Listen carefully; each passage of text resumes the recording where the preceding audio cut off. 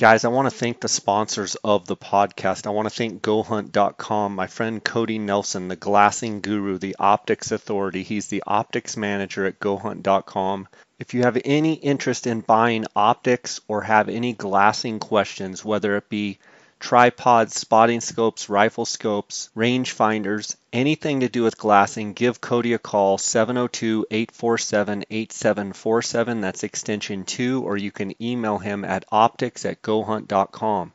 You can also send him a text or call him on his cell phone at 602-399-3699. Guys, right now at GoHunt.com Insider, you can take advantage of the free trial. Go to GoHunt.com/JScott. You're going to be able to take advantage of a free trial of the Insider.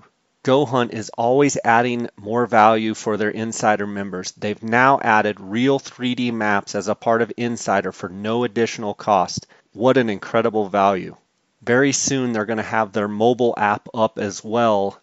Go to GoHunt.com/JScott and sign up for a free trial. If you're already an Insider member, it's automatically part of your Insider membership, and you can just go to the Maps tab up at the top once you sign in as an Insider. I also want to thank KUIU Ultralight Hunting. That's the gear that I wear on all of my hunts. To find out more, you can go to KUIU.com, KUIU.com. They're a direct-to-consumer company. They sell everything off of the KUIU.com website. I also do a lot of question and answer on my Instagram, where I'm answering questions about guys wanting to know about gear about KUIU, so tune into my Instagram. I want to thank KUIU for their sponsorship. I also want to thank Phonescope.com. Use the JScott20 promo code. You're going to get a 10% discount on all orders. And I want to thank AllElk.com, home of the Bugle Mule. Use the JSO10 to save 10% on all orders. The Bugle Mule attaches to your bugle, and it's a great little carrier that holds 3 elk calls right there on your bugle tube, and I can't wait to use it this season. Again, thanks to all the sponsors of my podcast.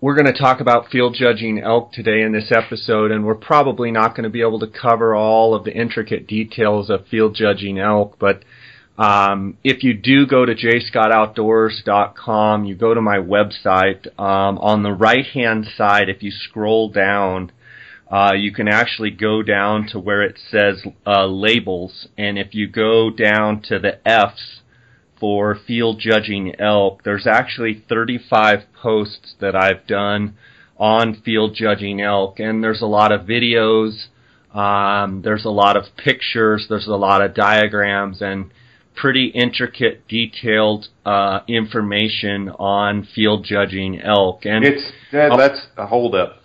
If you guys listening, if you guys haven't been to Jay's blog, and he's being very gracious in how he says that, it's the best information that's out there as far as field judging, and I'm not going to pull any punches here.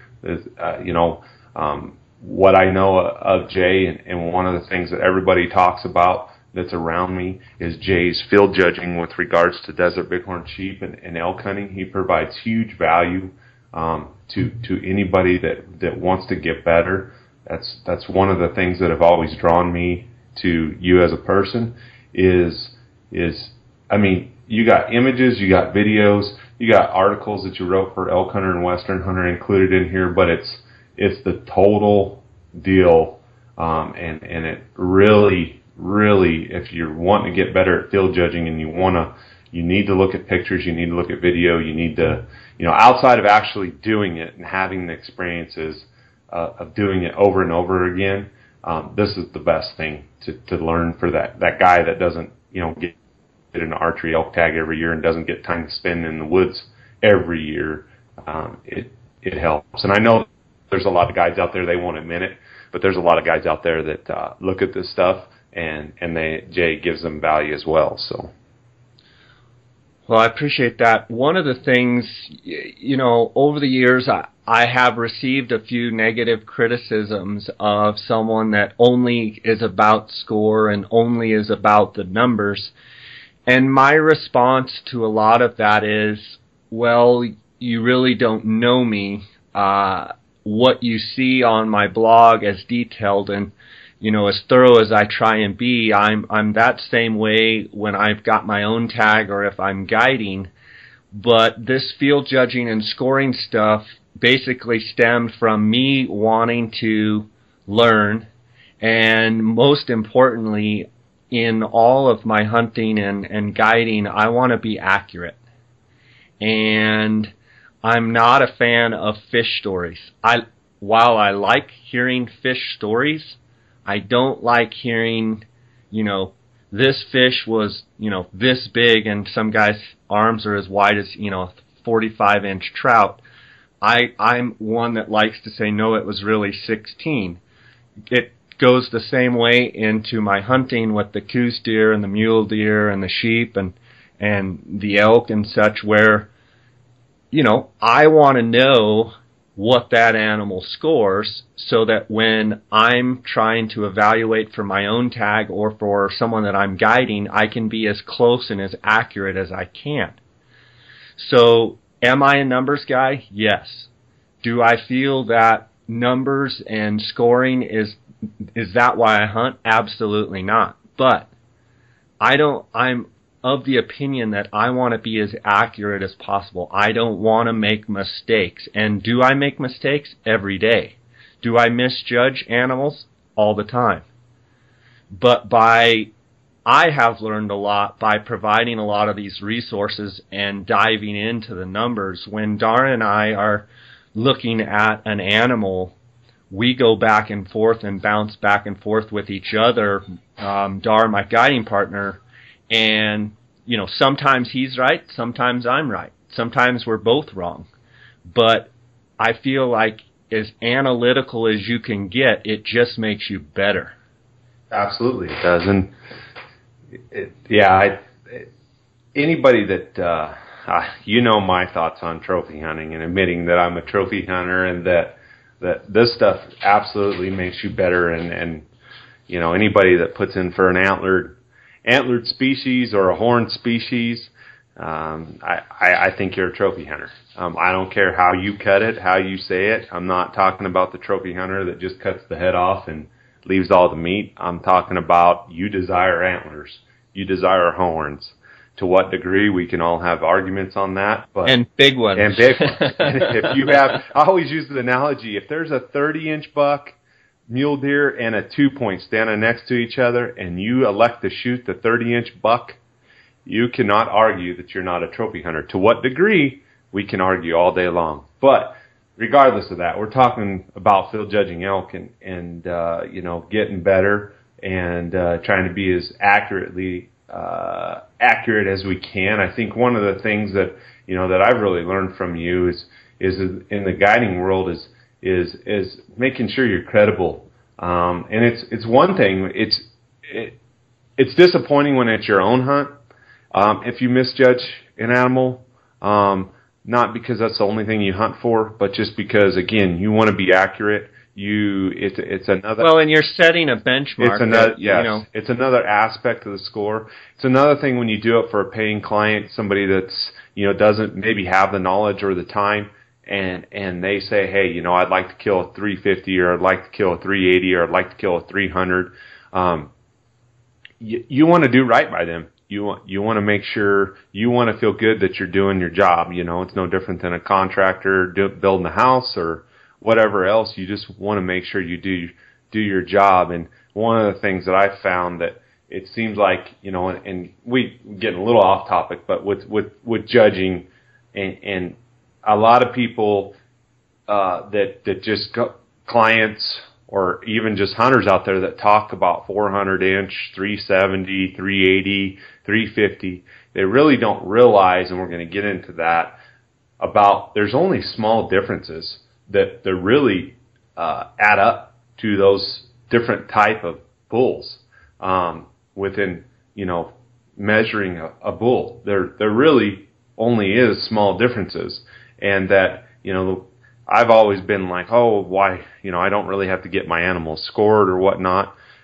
But it is, after I've seen the way stuff is marketed in the guiding world, and just the everyday Joe Blow saying this is a 400-inch, I think our numbers are really inflated high, and and we want to be accurate, you know. And yeah, I mean, you hit the nail on the head. To me, credibility is absolutely paramount. It's number one. I don't ever want to be known as someone that is not credible, and that has made me dive into field judging and trying to be accurate. yes. And since we're on that topic, I'm going to throw this out there that, you know, the fish stories and the inflated numbers and the unofficial, non-official, official scores, yeah, it's got to stop.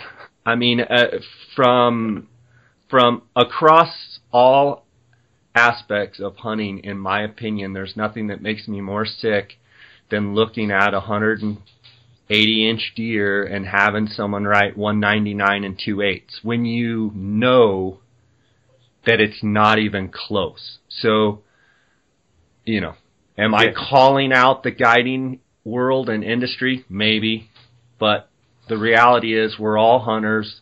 But let's just be accurate, guys. If you get an animal officially scored, then be happy with the official score, even if it's not as high as the score that you thought it was.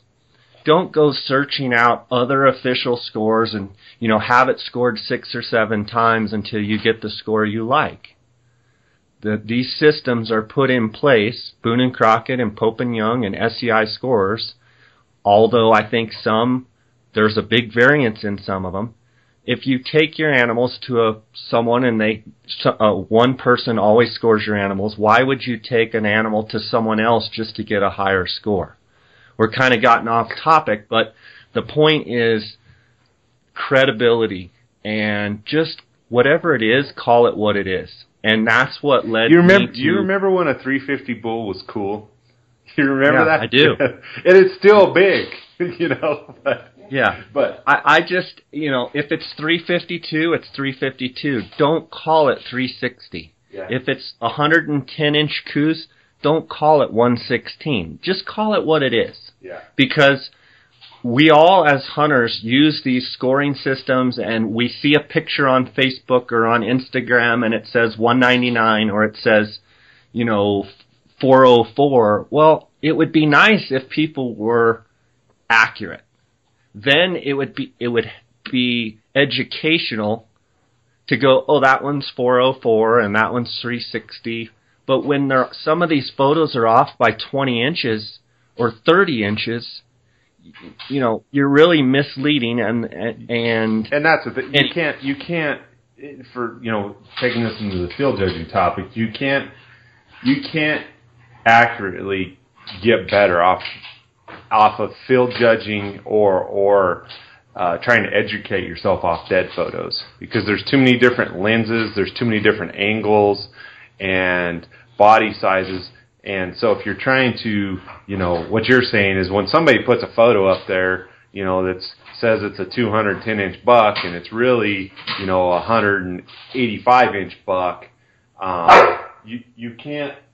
That's my dog. I was going to say, it sounded like a cat fight or a dog fight in your... She's wanting to play this morning, man. I'm the only one here, and she's wanting to play with me. She's only 8 months old. But anyway, you can't, if you're listening, don't even look at those images to try to get better at field judging. And I would take, you know, unless there's an official score sheet myself, I would take every score with a grain of salt, because you don't, I mean, it just is what it is.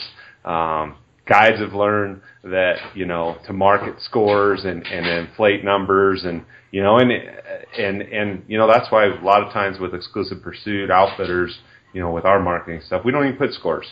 If we do get an official score, we'll blog about it, maybe post it up. You know, if somebody asks, then we'll say, you know, but we just let the animal speak for itself.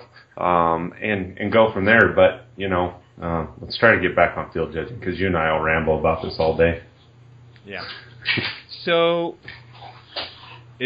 does Cujo need a bone or what? Oh, she is. Yeah, one second. Time out. She's using let me feed her.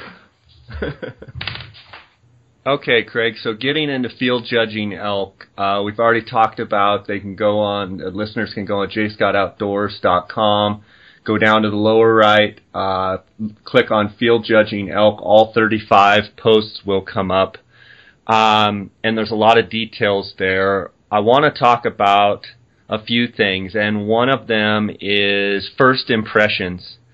To me, if I'm up on a hill glassing through my binoculars or spotting scope, or in the field calling a bull, and a bull comes in, or I first see a bull, first impressions to me mean a lot.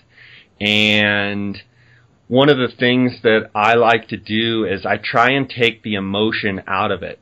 If it's my tag and, I'm excited, it's hard for me, but I try and take the emotion out of it. And what I try and do is immediately look for weaknesses. So I've trained myself, when I glass up a bull, I'm trying to size up what are his weaknesses. I'm looking at his body size. I'm trying to age him, and maybe not specifically, he's a 5-year-old or he's a 6-year-old, but I'm trying to say, is his body mature? Is he a young bull or is he an old bull? Because a lot of times the young bulls can look big at first impressions, and then you realize that maybe they're, 150, 200 pounds smaller than a big old mature bull. So I'm looking, and very first things I'm trying to say, what is this bull? And then I start looking, okay, is he a 6 point? And, most of the time I look for the 4th point and then look where the main beam, usually on most elk, kind of gives that curve and creates that whale tail. So you've got your 4th and your 5th. And for me, I like big backs. I like big backs on bulls. And isn't there a song? There is a song. I like big backs. It's not big backs, I like big butts. They're mixed a lot.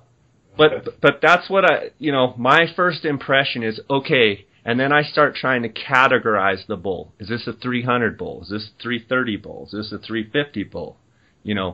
I don't know what you do, but that's what I do. When I first see an elk, I try and categorize it, get kind of an idea of age class of what I'm looking at. Yeah, I'm the same way. I try to. It all depends on time. If we're talking about scouting and getting up and glassing or seeing a bull, I obviously, if it's quick and whatnot, it's going to be all air judging. It's going to be 300, 350, 370 to 380, 400. Very rarely do I throw that ever out there. But it really, for me, it depends on time.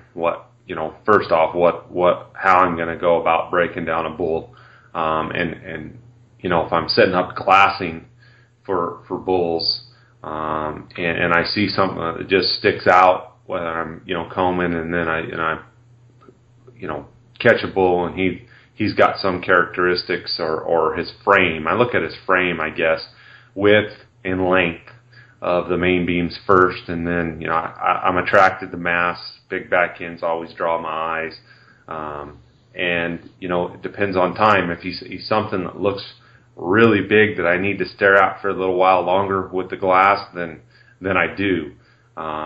If he's something that I really can't tell or whatnot, or if it's early in the glassing period, I might just note him. Try to see if tree wise, is he going to get in the trees on me before I can get a look or get video or pictures of him, and then go on and continue glassing, because I want to for lack of a better term, savor the moment and glass as many bulls as I can that morning from that point, or looking up, or however I may be doing it while they're out in the open. Yeah, and what you mean by that is you're classifying and categorizing bulls, trying to do it as quickly as possible, because in the mornings and in the evenings, a lot of times you only have a short period of time before they get out of the opens into the trees where you can't analyze them and look at them enough. I think what we've been talking about here, first impressions and what have you, is kind of the air judging method of scoring. And honestly, I think a lot of people use air judging, and you know, they'll see a bull for 10 seconds and they'll say that was a 350 bull. Yep. Well, what they're doing is they're air judging, and they're kind of throwing it into a class or category. I think and I do that all the time, you do that all the time, but I think the other methods of scoring become more precise. But I think it's important to become fairly accurate at air judging and being able to quickly categorize. And I think, you know, we talked about this morning before we were on the air, you know, one of your favorite things to categorize is digiscoping. Yeah. And I can remember, you know, the first digiscoping that I did was holding my little point and shoot camera up to my binoculars that were on my tripod or up to my spotting scope, just trying to capture an image of that animal. And how that has evolved over some time and some years is now we have incredible digiscoping adapters. You know, the Outdoorsman's makes a real easy one for your iPhone, with great adapters for either binoculars or spotting scopes. And then, you know, I use the Swarovski Optic TLS APO adapter, and it's actually allowed us as hunters to get professional quality images. Maybe not images you would sell, but certainly be able to elevate our field judging. I mean, when Dar and I started really capturing digiscoping images, our scoring and field judging went up, you know, significantly because of this. We could bring the photo or the video back and each of us analyze it and look at it. And maybe what my first impression was, Dar's first impression would be something totally different, or Jay, you're a little off, or I think you're high, or you're low. Yeah. And so I think it's important for people to get good at air judging. I think it's important for people to categorize bulls, but I think it's also important that to come back with a image, a video image, a photo image, where they can email it to friends of theirs, or even if they just want to look at it themselves, they can go, well, I didn't realize he didn't even have third points, or they're only 3 inches long. When a bull's got, you know, big back end, your air judge is just like, oh, that's a 350 bull. And then when you look at the image later, when you take the emotion out of it, you go, oh, I didn't realize he's got short, stubby fronts that, you know, point straight out. Yeah, if, you know, obviously air judging is what, you know, we all use, and getting accurate at that is critical to it's more of a time saver. You know, you have to do it quickly, and you want to be accurate. Going to the digiscoping stuff, I think there's a lot of people out there, they don't get it. Like, they don't get that to me, field judging any species, that if I don't have pictures or video, I do not feel comfortable. I don't.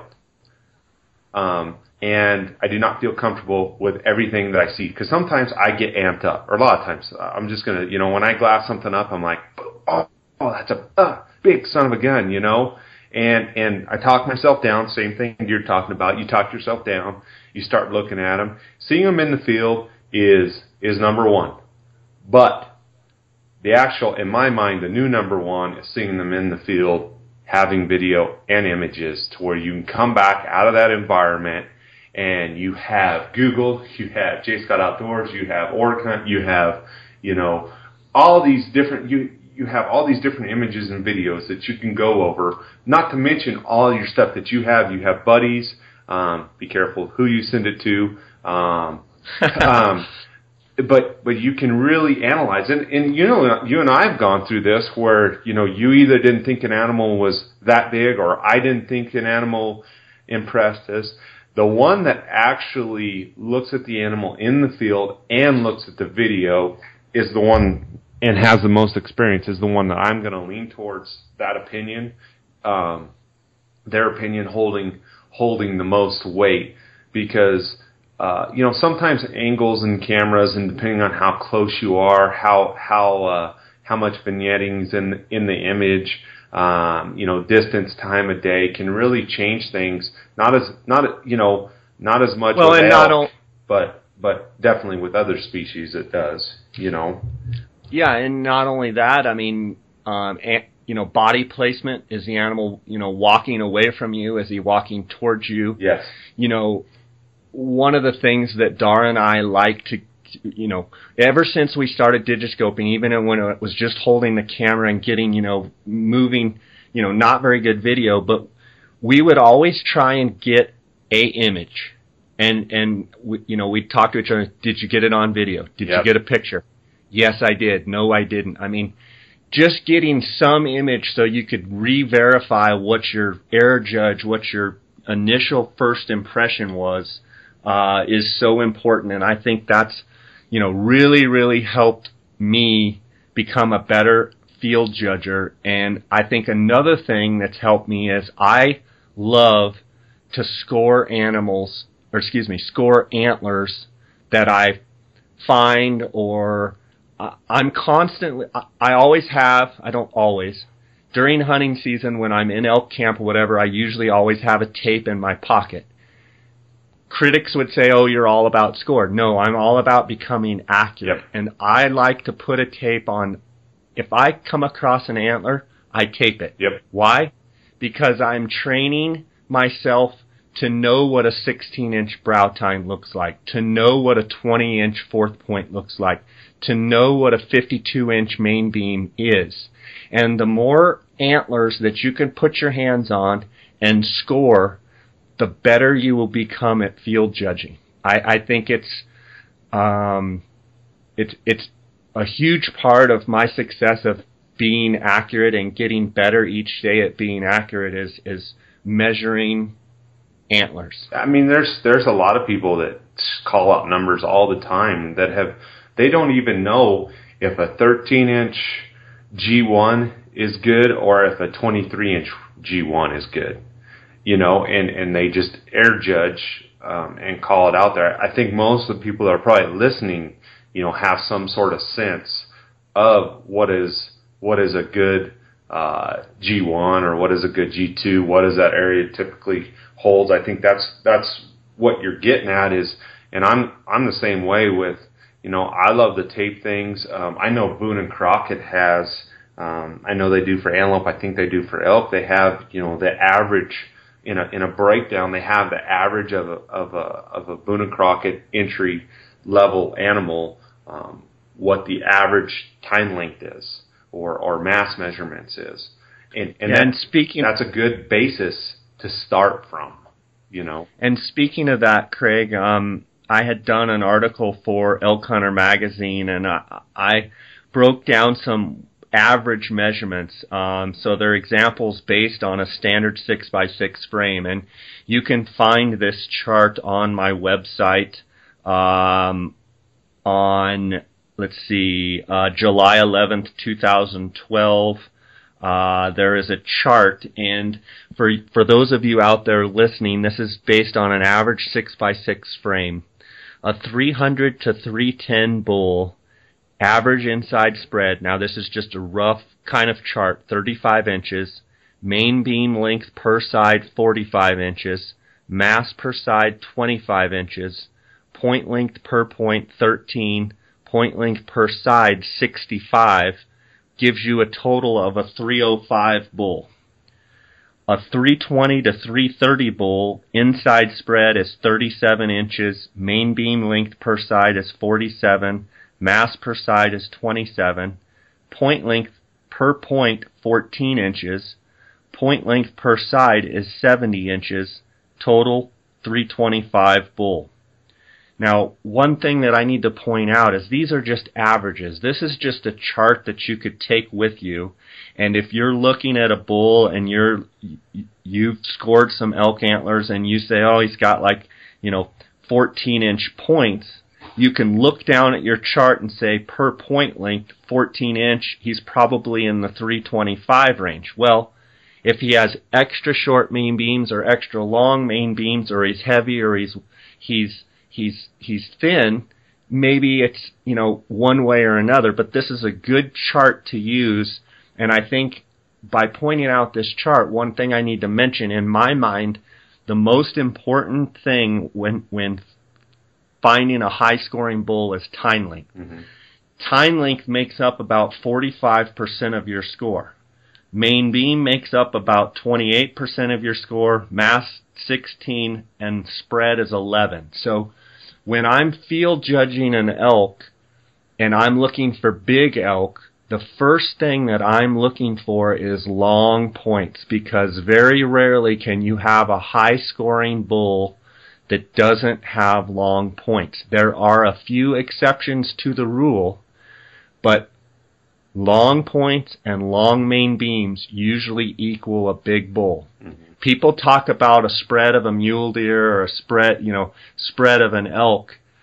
Spread on an elk is not a big percentage of your score.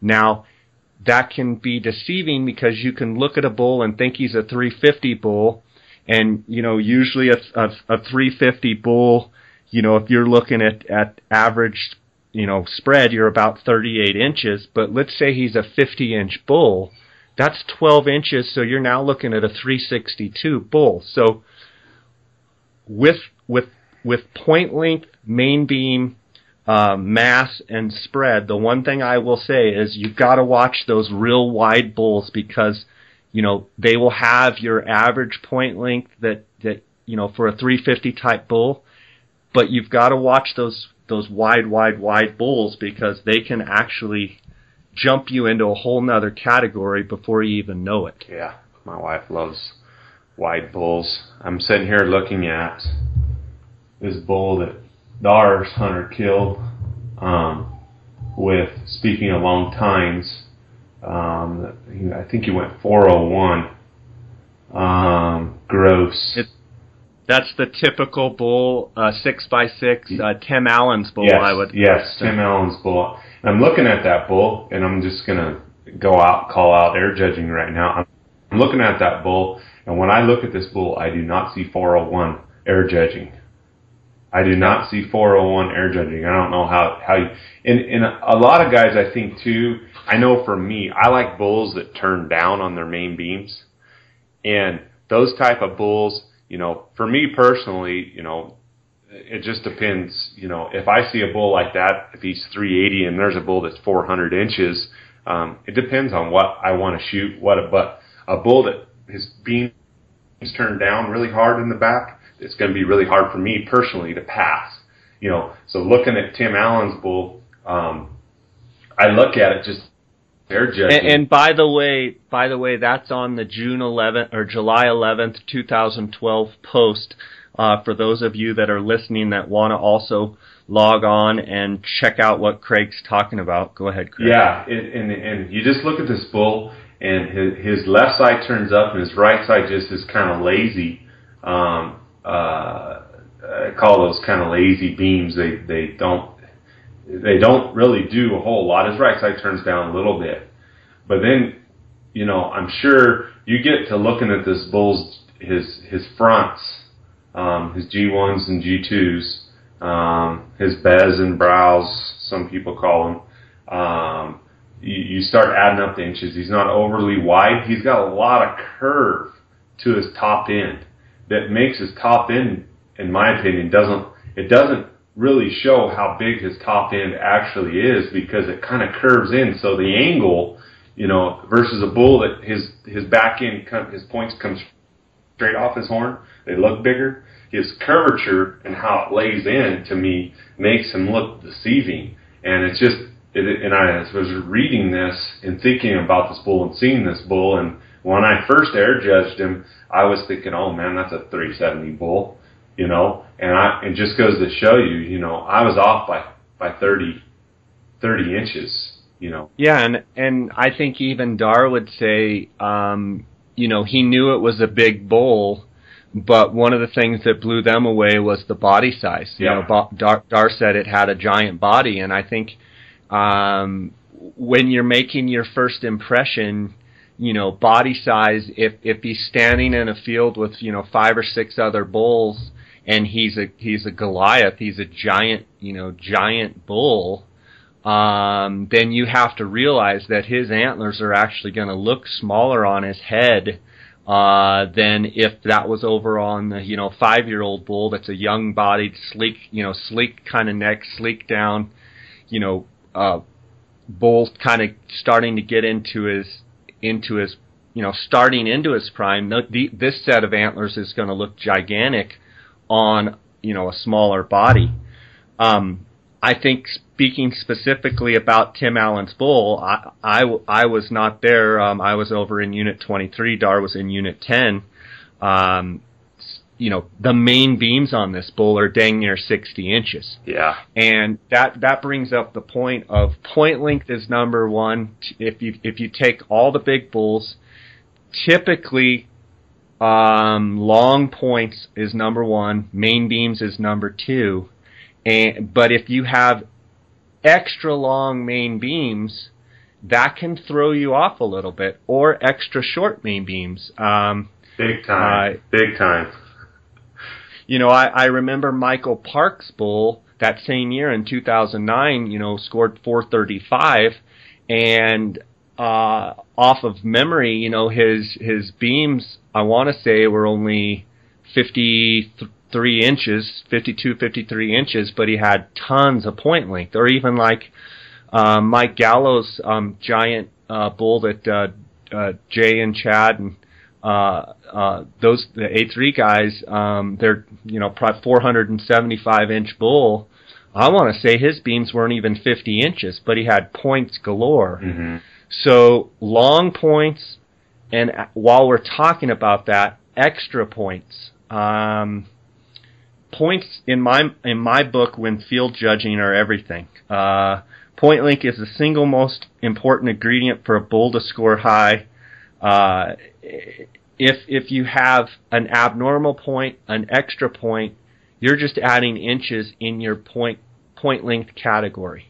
So if you're looking at a 6x6 bull or a 7x7 bull or an 8x8, every time you get more than the standard 6-point frame, you know, a 7x7, even if his G6s are only, you know, 8 inches long and they look short on the frame, that's 16 inches of extra that you get to throw in your point length category. And so, you know, speaking in general, extra points mean a lot. Yeah. I typically, and you can answer this question, but when I field judge, specific, I mean, unless you just have a ton of time, I'll try to net a bull out, but most of the time, especially if it's in the field, you know, let's say on a hunt, my dog just opened my door. When it's on an actual hunt, let's say a hunt scenario, you know, I'm not factoring in the net score. I'm adding up what I can add up and trying to get the gross score. Because you start factoring in, you know, 2 inches here, 3 inches there, and so with extra tines, you know, I like, you know, personally, I don't care. Anytime a bull breaks, you know, 380, he's a giant, but if he breaks 400 with extra points, then that's all fine and dandy. It just depends, you know, a lot of times with what the hunter wants as well, but most of the time you don't have the time to actually net a bull up. Would you, in a hunting scenario, would you say that true? I agree. I mean, when you're netting a bull up, that's when you're using your digiscoping photos and images and video to help you break down and estimate the actual measurements of each point. And I think we're going to cover you know, estimating the actual measurements, and then I have a magic number estimating the shortest points, tactics, methods that I use to field judge. We're going to cover those in the next field judging episode. But I think I think it's important to get a good, solid gross score, not worry about the net so much until you go back and review and analyze your digiscoping photos. Craig, I think one thing I want to point out too is that, you know, Craig and I live in Arizona, and we're fortunate to be around a lot of big bulls. But I want the listeners out there that are trying to learn how to field judge, and maybe their area doesn't have big bulls. They're in a state that, you know, the biggest bull may be 330 inches or 300 inches. You can still learn how to field judge. What you need to do is study and analyze bulls that are killed in your area and know specifically what the average point length, the average mass, the average spread, because across the country, you know, body sizes differ. You know, sometimes in a unit, a 6-point is a trophy, and there's, you know, a lot of 4 and 5 points in young bulls, but they just don't get to be 6 points. So I want to make sure in this series of podcasts where we're talking about field judging elk, I don't want you guys to think we're just talking about, you know, giant bulls over, you know, 350 inches. I kind of want to cover it all. But some of these same characteristics and things that I'm talking about work on a 300 bull or a 400 bull. Yeah, it's just scale. It's just slide the scale down. You know, there's no like you were just saying. You know, we're blessed to live in Arizona, and you know, I mean, then you go to the Indian reservations, and you know, that's like a wildlife park. I mean, just giant bulls and there, and just on the public side, we're blessed. And not all units in Arizona are the same either. You know, some units in Arizona, 350 is a tank. You know, and I know in some states that, you know, over the counter hunt, it like you said, Jay, it might be a 6-point is just a hell of a bull, and it's nothing to be ashamed of. And inches doesn't measure your skill level as a hunter, but you know, we're just really, really blessed to be able to hunt some of the biggest animals, elk, in the world, or guide for them, and so that's why we, you know, talk about this stuff, you know. Well, and I think it's, you know, I think everybody that hunts classifies and categorizes their animals if they're hunting. You know, guys that are hunting in states where maybe the bulls are smaller, you know, maybe a 350 bull is just the benchmark bull that, you know, there's only, you know, a couple a year get shot over 350. They're still, whether they're categorizing bulls as a, you know, 260, you know, a Pope and Young minimum type bull, a 280 or a 300, I think it's important wherever you hunt, if trying to be accurate and telling, you know, your friends and your buddies and reliving your experiences, you know, being accurate with your field judging is important. So I think we've covered enough today on this episode. I think we're going to dive into these future episodes. We'll dive into how to estimate the actual measurements per each point, and talking about point length, talking about main beams, talking about inside spread or mass and inside spread, and we'll go in specifically, and then we will also talk about, I have kind of a magic number formula that I use where I automatically plug in a spread, I automatically plug in main beams, and then all I do is add up points, and we'll dive into that in the next episode. Craig, I want to thank you for being on this morning and being with us, and look forward to diving into the next episode and getting into the details of estimating actual measurements. Good. Are you ready to get into the numbers today of field judging elk? Let's go for it, man. Okay. In a previous episode, we had talked about air judging and categorizing bulls, digiscoping for better references, and being able to break down bulls.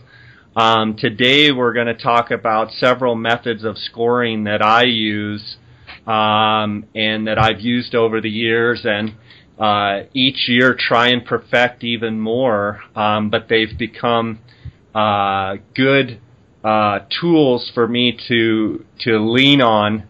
And like we talked about in the prior episode, if you go to jscottoutdoors.com, you go to the right-hand column, kind of down, scroll down a ways, you will see Field Judging Elk, and if you click on that, there's like 35 posts that I've done on field judging, and in those posts there's a lot of video and pictures of bulls where you can actually see the bull running around bugling, and then you'll get my estimated actual measurements, and then on some you'll get the estimated shortest points. I think, for people out there, I think the magic number or the estimated shortest points method works pretty darn good and pretty darn fast. The one thing I will caution you is when you're and in that method, you're basically adding up one side of the points and doubling them. The only thing I would tell you is if you misjudge that by doubling, you're compounding your room for error.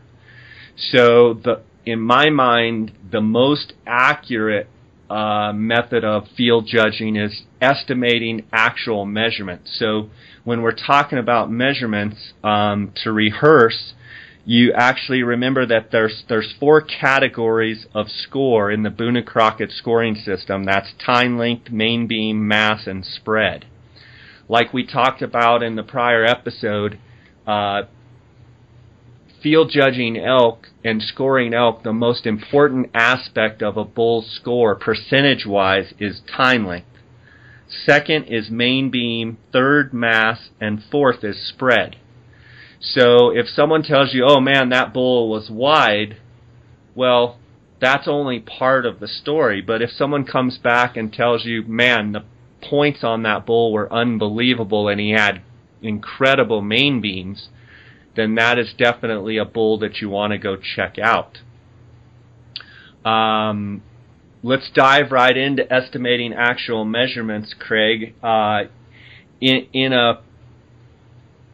Just a general topic, how do you become better at knowing what each point scores? I know how I do, and that's actually measuring antler, lots of antler, whether they be sheds or, other people's bulls, trying to know what, 15 inches is, what is 16 inches, what is 20 inches.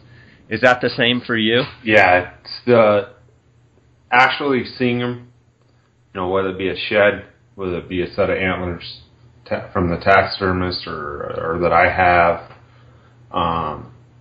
those are critical. Whether another thing is, the averages of time length on whether it be your side or Boone and Crockett Club, getting a feel for what actually is, and then the other thing is you can never beat real life experience.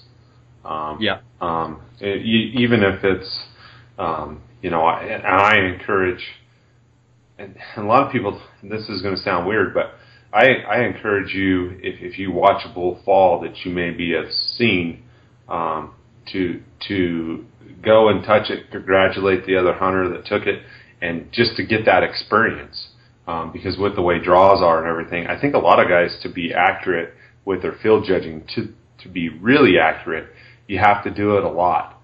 And you have to see that animal live, and you have to see that animal dead to actually get a sense of, okay, I thought he was 15 inches on his G3s, and he's actually 10 inches. So those touching horns helps. Looking at horns helps. Looking at videos help. But actually, the real life experience helps the most. And so any way you can get it, and I know that's kind of a weird way of doing it, but I know I'm like you. We celebrate. It sucks when somebody kills something and your hunter's not able to get it, or you're not able to kill it, or your family member or friend's not able to kill it. But, we're all out there hunters, and if you go up and actually, offer to give somebody a hand just so you get that, you humble yourselves, and just so you get that experience of actually touching that bull and seeing what he actually is, then do it. Yeah. I mean, absolutely. So there's nothing like hands-on experience. Absolutely. There's nothing that replaces it. That's one thing that I've known. I've noticed since I've started guiding, is my field judging skill level goes up because you're forced to. You're forced to, and also you're able to, with our outfitting deal, we're a medium-sized outfitter in Arizona, I would consider us. And so we have, 4 or 5 guys that do hunts for us. And, if 2 or 3 are successful, maybe my guy wasn't successful, I'm still able to put my hands on animals that I probably saw. And that elevates, it's just like with you and Dar, you're able to go put your hands on something that you actually saw. And the second best thing is having images or video and then putting your hands on that animal, you know? Well, and I think too, Craig, to a certain point, you have to kind of put yourself out there with your hunting partners or what have you and say, I think this bull scores this, and this is why I think so. Yes. If you don't ever kind of take a stand and force yourself to put a number on it and say, this is the number that I accurately, I'm putting my credibility saying this is what this animal scores, you never get better. What has made me better as well as guiding, and it's one thing for me to be inaccurate on a score of something that I shoot my own, but if someone hires me, I want to be as credible and as accurate as I possibly can. And so it has forced me to stand a line and say, I think that bull scores 320. Yep. Or I think that bull scores 380, and have the skill and backup to be able to say, this is why. Exactly. Now, am I right every time? Heck no. Yeah. I would say one of my biggest faults is I'm notoriously low. I'll give you an example. Last year, I actually was fortunate to accompany Jason Harrison of KUIU to just go along with them and take pictures and go with him on a hunt in Montana just for fun and shoot some video and, just hang out. And we looked at a lot of bulls, and Jason, we had an incredible hunt. And, that's the Montana hunt, right? Yeah, Montana hunt. There's a couple lessons here, one of which is I just came from Arizona, didn't really ask a lot of questions about Montana, jumped right into bulls bugling and, chaos and just an awesome hunt. I didn't know that a lot of the Montana bulls, their bodies are big. And so bulls that I was looking at that, Jason's like, what do you think that one scores? I'm like, 340. Realistically, it was probably a 355 bull. A bunch of those bulls were just big, kind of mammoth monarch-looking bodies, and I didn't realize it. And so one thing you need to know is wherever you're hunting, you kind of need to get a feel for body size of bulls. Are they bigger in this state or smaller in this state? So that's one thing. The other thing is Jason shot the bull, and it was, we might have saw one other bull that was bigger at a long distance, but this was one of the biggest bulls we saw. And he shot it, and we had it on the ground, and we were taking pictures, and we were field dressing and skinning and the whole thing. And he's like, what do you think it'd score? So here, Craig, I have the bull on the ground. I don't have a tape on my pocket or anything like that, but I can actually touch the antlers, and I looked at it, and I added around, and I calculated, and I did this, that, and the other, and I said, I'll bet he's, solid 350. Okay? Mm-hmm. So here the antler is in my hand. Yeah. The elk is laying there, and his bull ended up scoring 371 inches. Well, two things are at play. I have a tendency to always want to be under and never be over. That is just as much of a fault as being overscoring. I've done it on sheep. I've done it on, coos steer. I've done it on things where I'm under. Granted, I have been over as well, but the couple of times that I have been overjudged and thought an animal was bigger, it has, quote unquote, scared me enough to want to be credible and want to be accurate. And, I tend to be under, even when they're on the ground, because I never like to have something be smaller than it actually is. I'd rather it be 20 inches bigger, like in this case, or 15 inches bigger. When Jason didn't score, but Jack and Cody and I scored it, and Jason was right there watching and taking part of the whole thing and watching us, and it scored 371. So I would rather say 355 and it be 370, but I think as a fault of my own, I can't be too far under, because there may be an opportunity to harvest an animal that the client really wants, and I tell them that it's 370. In reality, it's 390. So my quest is always to try and be as accurate as possible, hedging a little bit on the low side. Yeah, I think that in general that's how I am, or I want to believe I am. I know for me that, anyway, going back to looking at how you get better is you have to, like you said there, you have to actually measure the antlers and see it live, and then that that experience right there just told you, man, I'm historically under because of all the other experiences that I had, but would you say that from that maybe you'll be a little bit more aggressive? Well, I can tell you that if I go to Montana again, I will have the video of the bull, the photos of the bull on the ground, the actual act that I actually scored the bull, and that will be in my brain forever, and I will be able to take, and how does that compare to Jason's bull? Okay, Jason's was 371. How does this bull? What does the body look like? And so I think each experience that we go through, I take them as a learning experience. Yeah, I get kicked in the gut a little bit, and the air gets knocked out of me because I'm like, man, I thought he was a 350, just over 350 solid bull, but he's a 370. Jay, you got to get better. And so, I try and take each experience and learn from it and try and get better each time. Craig, let's talk a little bit about the estimating the actual measurements method and how I like to use anatomical references to estimate several of the point lengths. If you start with the eye guards, Clay Goldman with Mogollon Taxidermy helped me quite a bit. Clay is my taxidermist located in Payson, Arizona. Mogollon Taxidermy, he does a phenomenal job. But I had him help me with some of these anatomical references to make sure that I was as accurate as possible.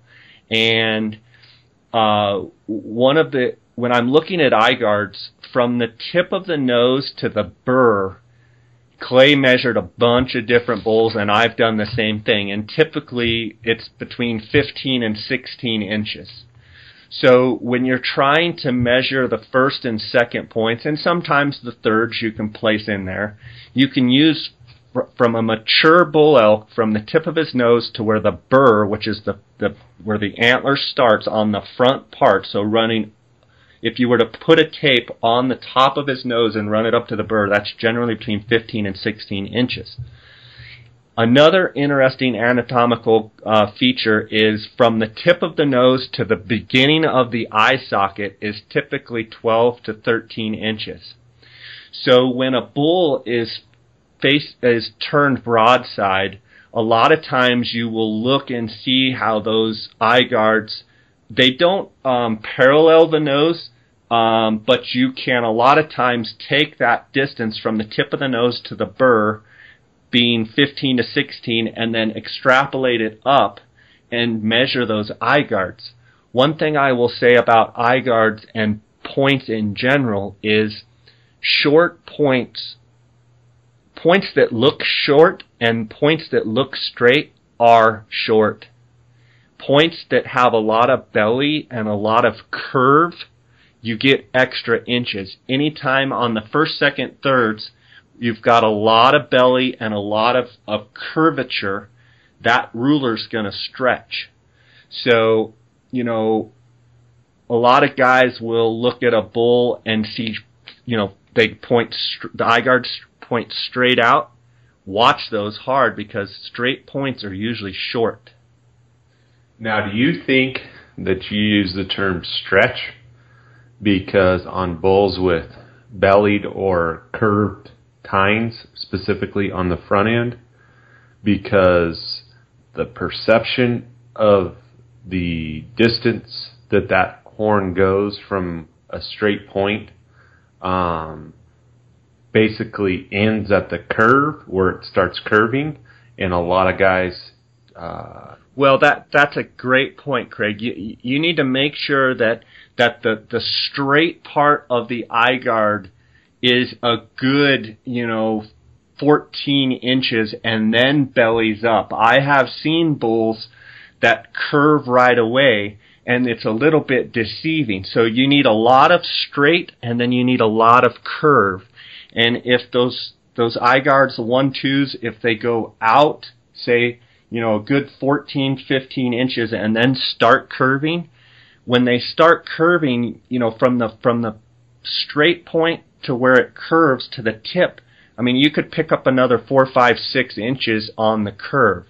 A general rule of thumb is, looking anatomically at from the nose to the burr, 15, 16 inches, you want to make sure that now this is talking, Arizona, 350 plus type bulls. You want to make sure that you have, over 16-inch eye guards. But in general, you want to look for extra eye guards. Do the eye guards fork? If you get a 6 or 7 inch fork off an eye guard, that's 6 or 7 inches extra on your points measurements right there. Mm-hmm. Another anatomical reference that you can use is the distance from the top of the hump of an elk's back. So again, if he's standing broadside and straight up the length of his leg, right behind the leg in the crease, right where you would be trying to shoot with your broadhead, from the bottom of that crease, so the underbelly to the top of the hump, and again, I want to thank Clay for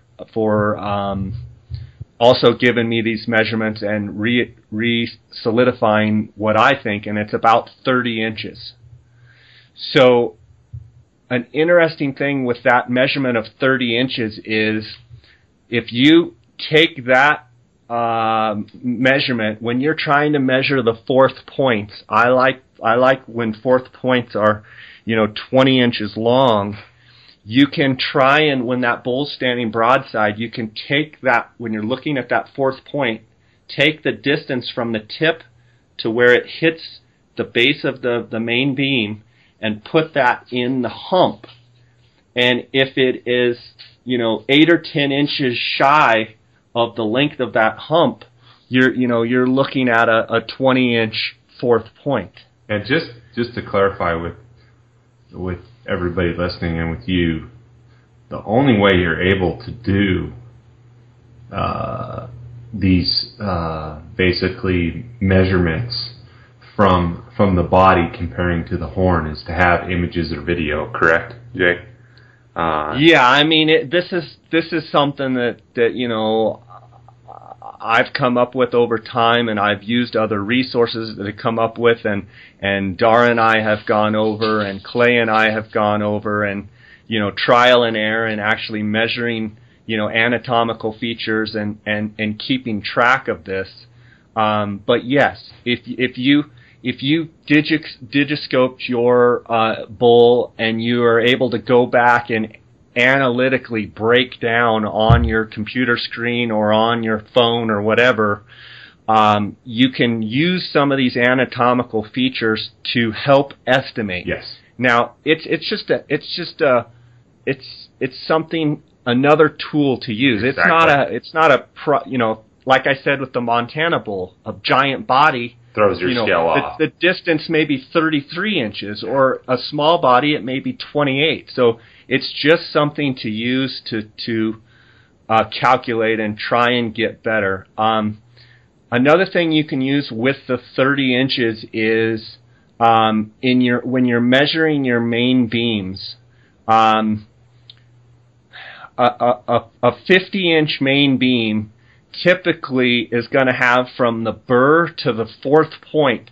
I don't know why. John McClendon actually is the first one that turned me on to this little fact. And from the tip of where the burr is, measuring up the main beam to where the fourth point starts, on a 350 plus bull, typically that measurement is always 30 inches. And you can take elk antlers and do it, and I've done a bunch of them, and it's dang sure from the burr to the fourth is almost always 30 inches. I don't know why, it just is. So you take that same measurement from the hump to the bottom of the belly, and you can extrapolate that and go, okay, am I dealing with a 50-inch main beam? You know, is this a 60-inch main beam, because I can take from the top of the back to the belly, and there's two of those, okay, that's a 60-inch main beam. Again, these are rough anatomical, using anatomical measurements to try and help you estimate score better. That's awesome stuff. Okay, and I'm looking at my notes here on an article that I wrote, and it says determining the 4 mass measurements per side is usually difficult.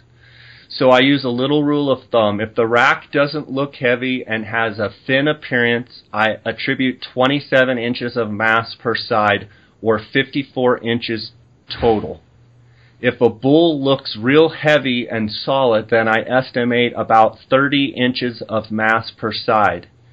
Trying to determine mass, I will tell you, is difficult, and that comes from measuring a lot of bulls and looking in Boone and Crockett records and actually looking at total mass measurements. I will tell you a side note, like Unit 10 in my mind has less mass than Unit 9. I don't know why. You know, both units are fairly close. One of the things when I first started hunting in Unit 10, I had to realize that not a lot of bulls made that 30-inch mark for mass per side. And that is somewhat of an air judge. You know, you look and you go, that bull's heavy. Okay, he may be more towards the 30-inch mark. If that bull looks light, you know, I've seen 340, 350 bulls with, 26 inches of mass, 52 inches per side, or 52 inches total. And,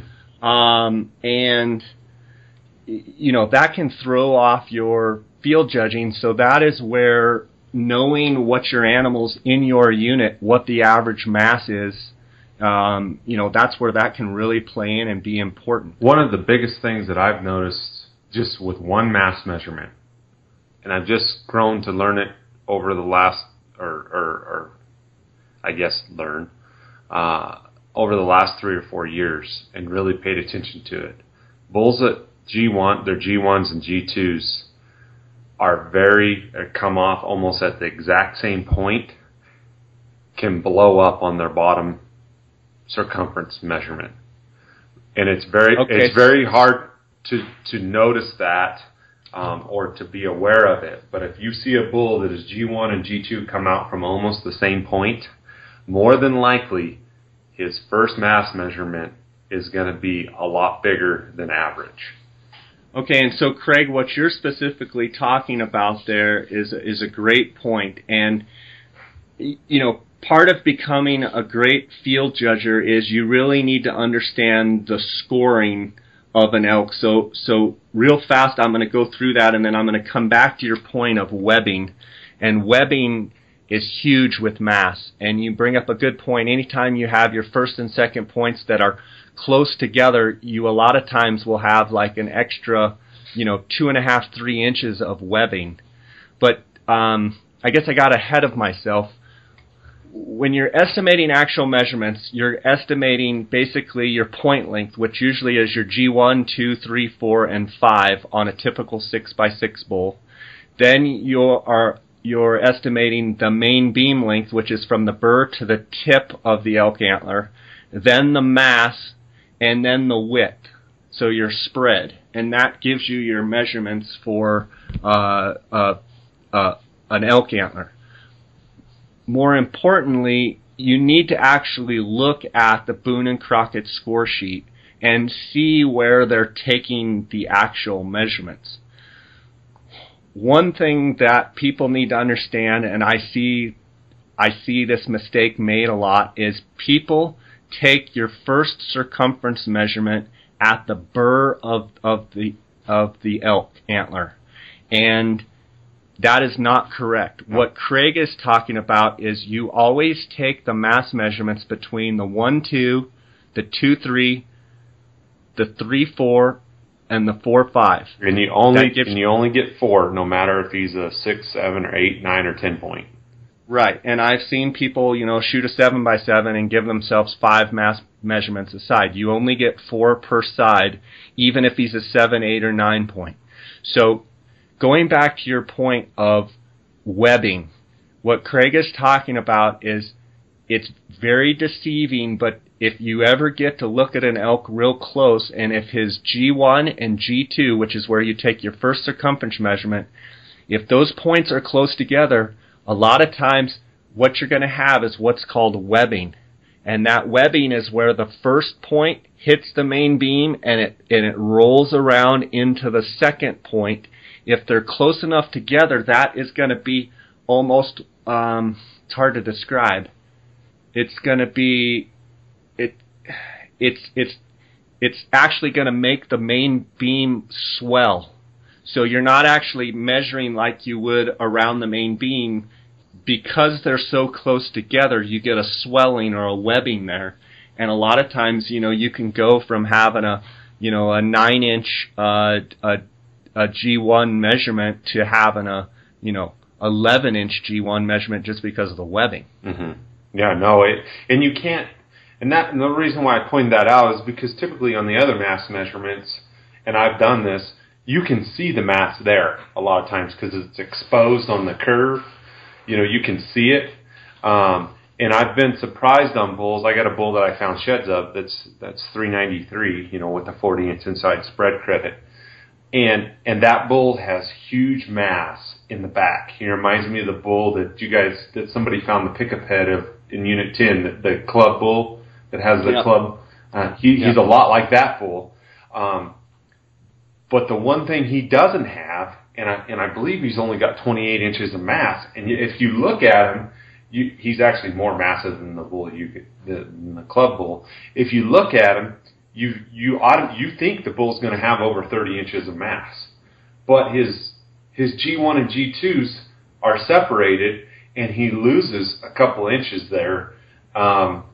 Whereas I've seen bulls, or my Utah bull, his eye guards were super close together, and I want to say his first mass circumference was 10.5, and I didn't account for that, and that's we're talking about finer details here that you're only going to see if you actually have time and you're digiscoping and you're really taking you're not going to really look at that if you're air judging something, but if you're really trying to nail down a score, that's something to look at. Yeah, absolutely. And mass can throw a lot of things off, but if you use, the 20, the 26, the 25, 26, the 27, 28, and the 30-inch mass measurement, usually you can get pretty darn close, and we'll get into that when I start talking about my little formula, the magic number, the estimating the shortest points. But yeah, any one of these characteristics, if you have abnormal mass, abnormal point length, abnormal main beam, or abnormal spread, it can jump your score up. Mm-hmm. You want to try and get an eye for what is, average 350 bull, what is an average 320 bull, what is an average 400 bull. And I think that's where my chart of, average measurements is something that you could even keep on your phone when you're out in the field. And, if you're looking at a bull and he's got, 16-inch points, every point is 16 inches, you're probably looking at, just in general, you're probably looking at a 360 type of bull. Yeah. If he's got 13-inch points, you're probably looking at a 300 bull. If every point on him's, 20 inches, right there, just in point length alone, you're looking at 200 inches, 100 per side, because you've got, your G1, 2, 3, 4, 5 is 20 inches. That's 100 inches right there on that side. You're probably looking at a 400-inch bull. Yeah. Just to go over it again, point length in my mind is number one. You got to have long points. When let's talk about third points now. Third points in my mind are ones you when you're looking at a bull, I look at the backs, I look at the main beam, but thirds are something that can always make or break your score, because a lot of times you'll have a bull that has great first, seconds, fourths, fifths, good beams, and the thirds are short. You got to watch those thirds. If you've got a bull with long thirds, he's probably going to be a bull that surprises you score-wise. What you want to look for in those thirds is a lot of belly and a lot of curve. If you're looking at them head on, you want them to go out and then curve back in. And, I've seen some bulls with, 25-inch third points. I killed one, the biggest bull I've ever killed with my bow, scored 406, and he had 25-inch third points. Mm-hmm. Thirds can a lot of times make or break a bull. If you're just looking at an average, point length bull, if you've got, big thirds, that's going to jump your score up. But you've got to watch the thirds, because a lot of times you'll have everything but short thirds. I've noticed, and this is just something I was just thinking about, just as we were talking about this with bulls with big thirds, is a lot of times when I see bull, and I think of big thirds to me are really big thirds are over 20.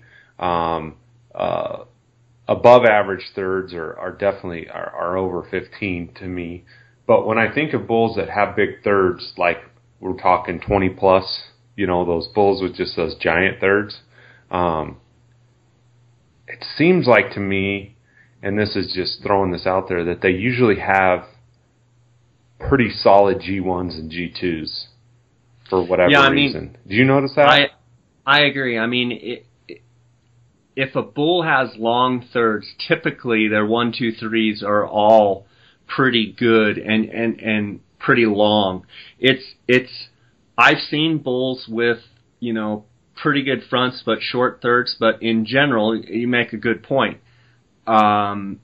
If a bull's got big long thirds, he typically is good all the way 1, 2, 3. Yeah, and personally, I like big bulls with big backs. I like big fourths and fifth points. That's what I like. But some of the best scoring bulls are some that are just, their 1, 2, 3s are really big and long, and a lot of people look at the backs, but I've got a bull that's got 9-inch fifths, but like he's got 25-inch thirds and 22, 23-inch 1-2s.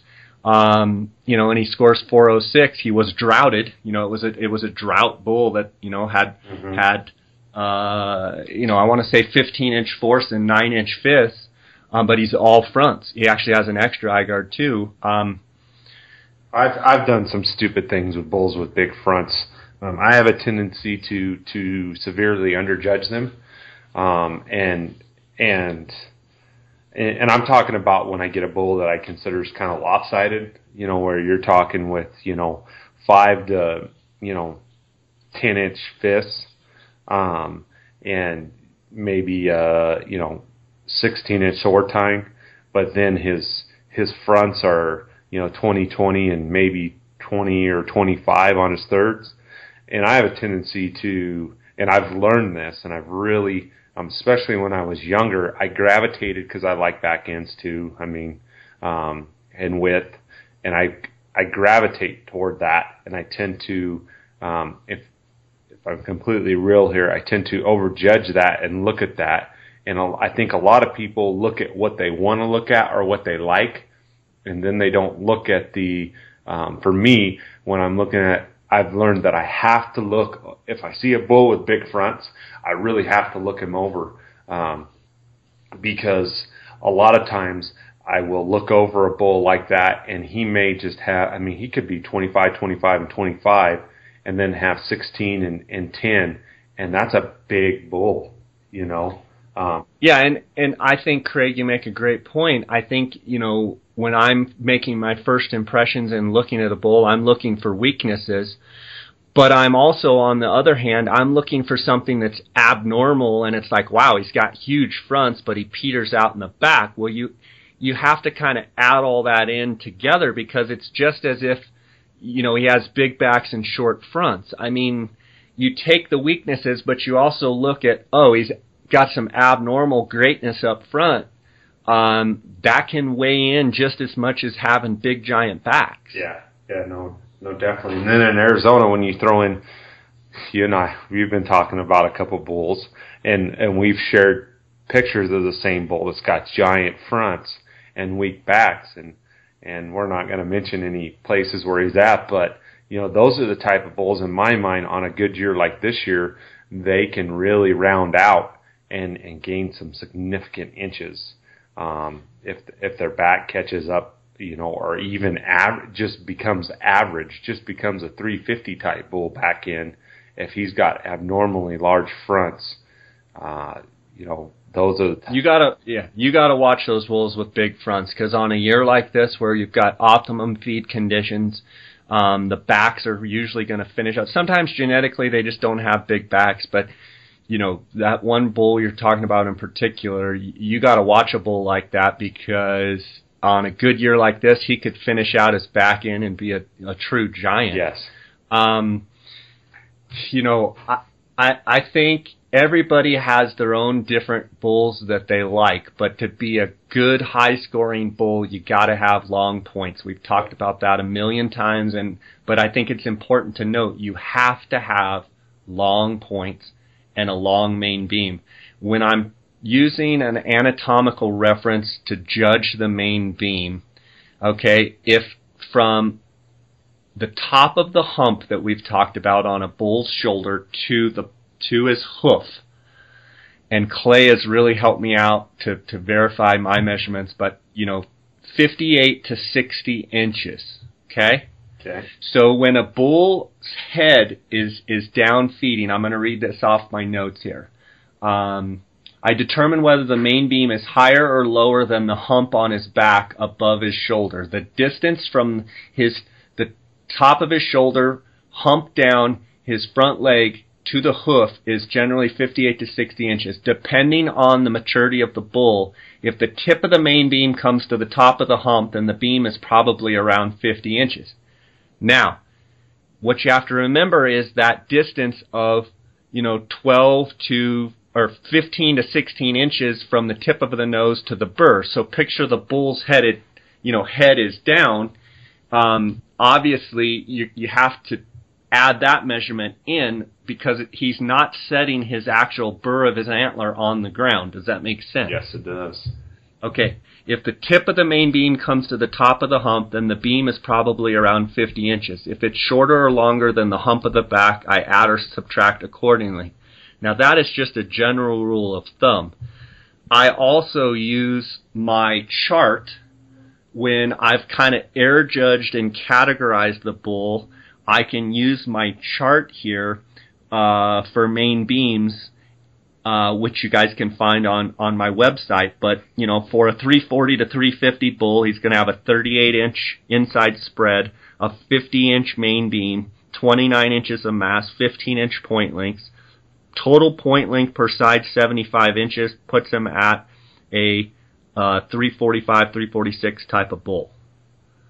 Okay? Main beams, when we're talking about main beams, that is the second most important characteristics of a bull scoring high. So you've got long points, but main beams is number 2.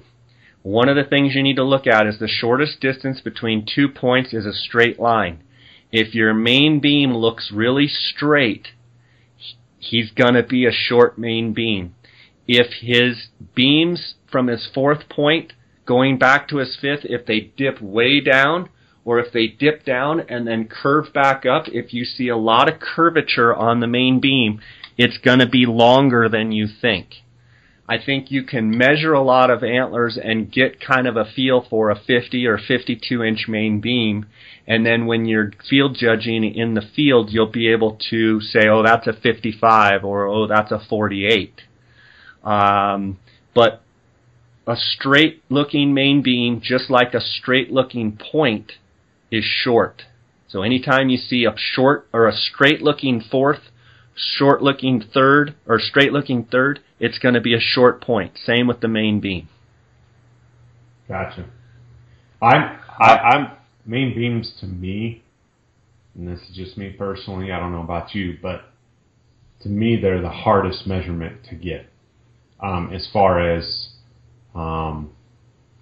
just because, and this is me personally, based on my experiences, is I use the mass you're talking about as far as 25, 27, 28, 30.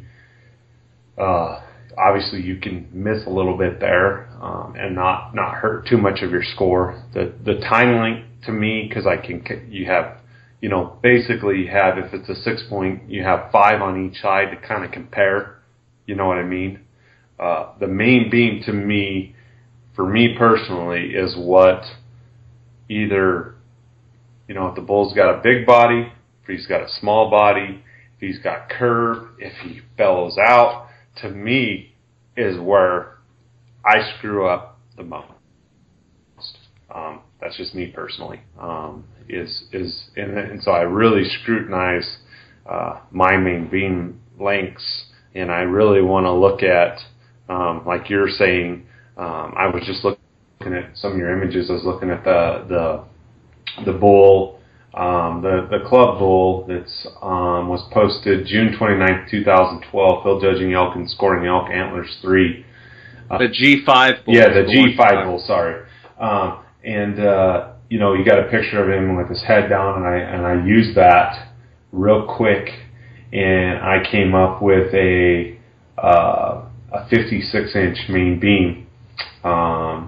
You guys have it here in your estimated actual measurement. It's 58, that's pretty accurate, 56 to 58. We're not talking, to me, I think when I listen to this back and when I look at any field judging stuff, it's kind of giving a barometer for guys that are scale. Okay, what's accurate? How far off is still good, as far as field judging? And I think within the main beams, if you can get within 2 inches, that's pretty dang accurate.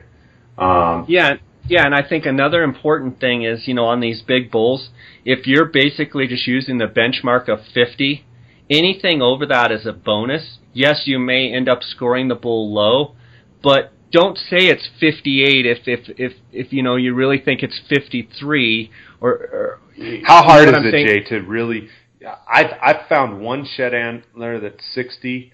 I've seen and held a few bulls that are 60-inch main beams, but those are rare. Okay, so let's talk about that. You hear the guy say, well, when he bugled, he tilted his head back and the tip of his main beam hit his butt. Okay, I'm going to tell you right now, no way. Yeah. Can't happen. Where it hits is like in their paunch, above the front of their back leg. The no-go zone where you do not want to hit an elk, a gut shot, that's where it's going to scratch. But anybody that tells you that the main beam goes past their butt or scratches their tail, no, doesn't happen. I think the longest bull I've seen on video that looked the longest was Dan Agnew's bull from, I don't know, San Carlos or White Mountain.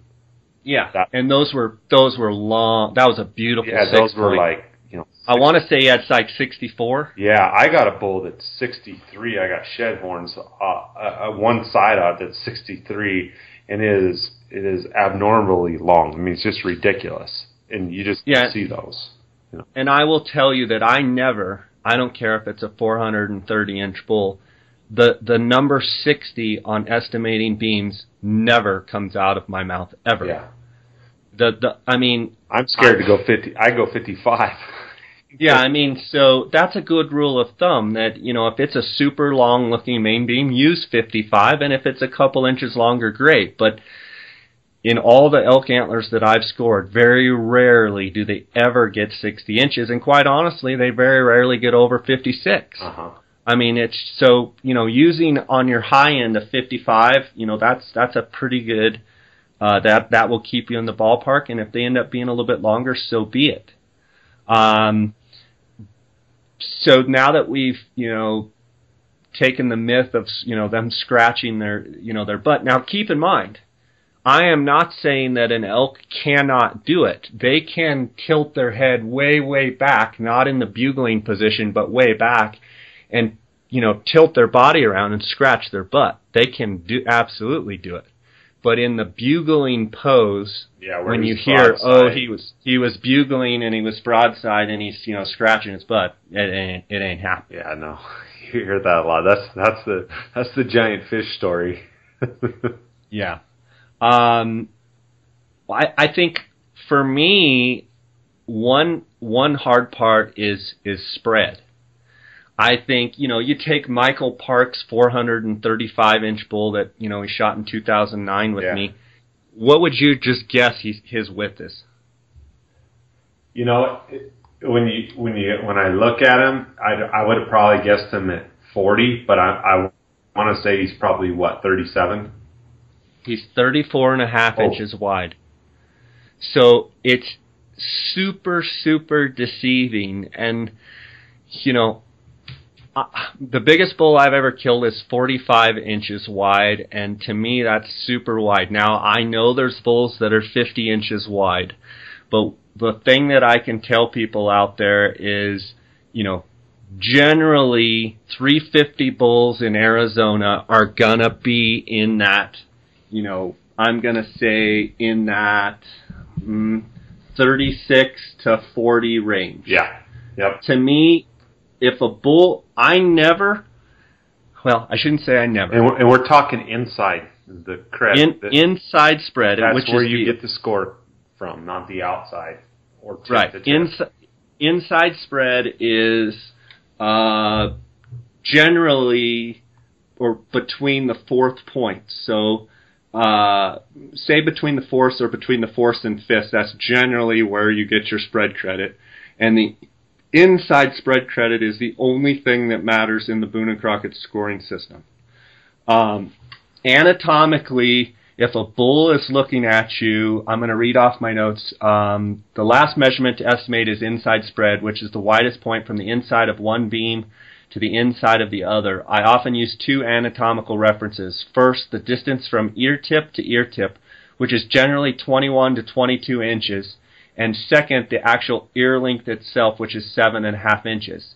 The only way to really estimate the inside spread of a bull elk is for him to be facing you. When he's facing you, you look at the width of his ears. If you can add one ear length to each side, then you have that should put you at a 37-inch spread. So you've got 22 inches of his ear width, 7.5 on each side is 15. That equals 37 inches. So if you can add an ear length and a half, then the inside spread measures 44.5 inches. Mm-hmm. Like I said, keep in mind that very few bulls are wider than 45 inches. Yeah. With that being said, we always see the anomaly bull that's, 51 inches wide or some crazy thing, and those are individual cases that you have to take on a case by case basis. That's a freak. That bull that I filmed that my cousin missed, that Godzilla bull, that would have been 480, that ended up being 464 and was killed the next year. That bull, I believe he was 45 or 47 inches wide, and that's the widest bull I've seen a couple bulls that are close, but I can count on one hand, and that's since I was, living in Arizona, and I will say really, really hunting hard since I was about 18 or 19. I'm 35 now. I can count on one hand how many bulls that I thought were 45 inches. When I was younger, I would have probably called them 50, just out of not knowing. But that bull was, he was 464 inches, and that's how wide he was. I rarely give a bull over 40 inches inside score credit, and generally it's 35 to 37, and that's just what I see a lot of. So. Yeah, and I'm with you 100%. I'm the same way. Very rarely do I give a bull over 40. And, keep in mind, you got a bull like Michael Parks that, like I said, 435, and he's got a 34.5-inch spread, but he's got point length out the wazoo, so... Hey, I battle this subject every time my wife gets an elk tag, because all she cares about is spread, as long as it's got some long beams. And so it's a battle when somebody sees, it's like the 30-inch mule deer. Remember when everybody, and it's totally up to yourself, but remember when that's what big buck contests were based on, was width. Sure. It was width, And I'm going to say that, everybody has different things that they like. Some people like 6x6, some people like 7x7, Right. Some people like, abnormal points, so everybody's got their own. But when we're specifically talking about score, trying to be accurate in field judging and score, you have to realize that spread is nothing in the arena of percentage. Tine length is number 1, main beam is 2, mass is 3, and spread is very last. When I'm doing the estimated actual measurements, I actually try and measure up, and that's going usually off of photos and video. I try and score every point. So I'm going to start on the left side. I'm going to do the G1, G2, G3, G4, G5. I'm going to estimate the main beam length. I'm going to estimate the mass, and then I'm going to add up my score. So I'm basically taking every single measurement and adding it up, trying to get the most accurate gross score that I can. Mm-hmm. There's another method that I use, and that's what I call plugging in the magic number, or estimating the shortest points. And that is something that I do a lot of times in just trying to get a quick measurement. And I'm going to read off my notes here. There's a great shortcut for field judging bulls where I use anatomical reference, but instead of trying to estimate each measurement individually, I use a magic number for the main beam length, the mass, and the inside spread. And then I compare the length of the points from one side to the other, estimating the shortest points. This method is not quite as exact as estimating each measurement, but it gets you very close, much easier, and much faster. First, I start with the magic number of 200. For a mature, typical bull elk, that scores around 350 inches. His main beam is usually around 50 inches per side. So that's 100 inches. His mass usually equals 30 inches per side, which is 60 inches. And inside spread is usually around 40 inches. So that's 100 plus 60 plus 40, that equals 200. Now I will stop here, and we've already talked that 30 inches of mass is quite a bit, and we've already talked that 40 inches is, a lot of bulls are under that. I'm going to come back to that. Next, I estimate the length of the shortest point for each antler and double it, and then add them up. Be careful with these estimates, because whenever you double a measurement, it can make your score go up or down dramatically. Meaning, if you say it's 13 inches and you double it to give it 26, and it's actually 15, it can be 30. You're off right there on just that point alone by 4 inches. Okay, do your best not to overestimate your shortest points. Now add the total length of points to the magic number 200 to get the gross score. Finally, go back to the main beam, mass, and inside spread. Is the main beam really 50 or is it 53? Add or subtract accordingly. Is the mass heavy or light? How does it compare to 30 inches per side? Add or subtract accordingly. Is the bull really 40 inches or is he 36? Add or subtract accordingly. If you think those measurements deviate from the magic number, just add or subtract. So when I'm looking at a 350, 360 type of, when I've already air judged and categorized this bull, the first thing I do is add up his 5 points and double it. Add it to my magic number, and I've got my score.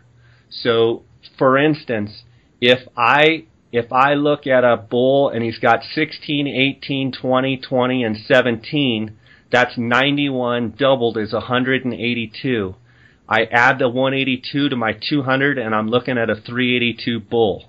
Now, if I look at that bull and say, but his main beams are a little longer than 50, so I'm going to add 2 more inches per side. So I go 2 and 2, that's 4. The bull automatically goes to 386. I get to the mass and go, well, he's not actually 30, so I'm going to subtract.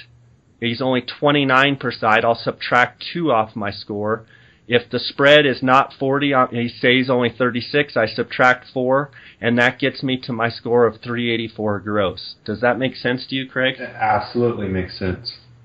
And I use the magic number scoring system a lot when I'm just quickly trying to say, okay, look at the G1s, which one's shortest? Okay, 16. Okay, look at his G2s, which one's shortest? Okay, 17.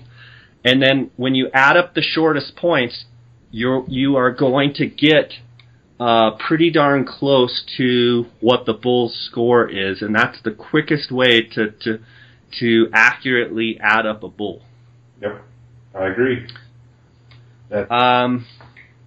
I think it's important to talk about a couple of these charts here where, let me look here. I think it's important to talk about a couple of these field judging tips in this episode. Number 1, point length is the single most important ingredient for a bull to score high. Next is main beam. It is rare to have a high-scoring bull without long points and beams. We've gone over that. Number 2, on a typical 7x7, the point measurement is going to go up dramatically. For instance, a typical 7x7 will usually have 6 points that measure from 4 to 20 inches, which can add 8 to 40 inches to the bull's total gross score. We've talked about that. Any extra points that you add into your point total make your score go up dramatically, especially if you have a 4 and a 4 on each side. That's 8 extra inches. If each extra is 10 inches, that's 20 extra points. So you could be looking at a bull that looks like a 350 mainframe bull, and he's 370 because he's got 2 extra 10-inch points. Yep. Another thing to note, like Craig says, on a 7x7, you don't receive any extra mass measurements. The only mass measurements are between the first second, second third, third fourth, and fourth fifth. And that measurement is the smallest circumference measurement in that area. So between the first and second, the smallest area, second, third, the smallest area. I've seen guys score and they go to the biggest. You go to the smallest. Look for any weaknesses or broken missing points, as they can affect the score dramatically. We didn't talk about broken points, but one of the things when I'm air judging and my first impressions is I'm looking for weaknesses. I'm looking for broken points, because if you have a broken third that's broken at the main beam and the other side is 18 inches, well, you're going to lose 18 whole inches on that other side. So broken points. Abnormal extra points are huge, but broken points are just as huge on the downside. And we get a lot of them in Arizona. Ton of broken points, especially on the early rifle, on the last week of the archery. It seems on the weaker antler growth years, the antler, because it's bone, can be brittle and they break hard. But I've also seen on great antler growth years where you have high intense rutting, you get a lot of fighting, and those antlers inevitably are just going to break. So you've got to watch for broken points, and that's another good thing when you call a bull in and you're going through your first impressions. If you can train yourself to look for weaknesses, is he missing a fifth? Is he missing a third? Is he broken somewhere? That will either help you. That will help you determine whether he's a shooter or not a shooter. Most of the time, broken point bulls are not bulls that you want to shoot. I will say the biggest bull I ever killed has a 12-inch broken point. And when I first called him in, I actually passed on him because I immediately saw the broken point. So it put me into the mindset of he's broken, he's broken, he's broken. I don't want to shoot him. And it made me not look at all the rest of his points. My wife happened to be videoing the bull as he walked by. And I said, let me look at that video again. And then I realized my first impression shut me off because it was a broken point, because I didn't want to shoot a broken bull. But then I realized every other point's a giant. He's 7x7 with the broken G6. He's still a shooter. So, you have to. Did your wife tell you were nuts? She had to make the call on that bull for you. She tells me I'm nuts a lot. So, okay. Use anatomical references to judge measurements. Count the number of points on each side, because if something looks odd, it usually is. The main beam length from burr to fourth point is usually around 30 inches, so compare that length of the main beam from the fourth point to the tip of the main beam. If it looks about half as long, then the length is closer to 45 inches. If it looks equally as long, then it might be pushing 60 inches. Number 7, main beams are rarely 60 inches or more. Inside spread are rarely over 45, and mass is rarely over 32. Number 8, try to err on the short side when estimating measurements.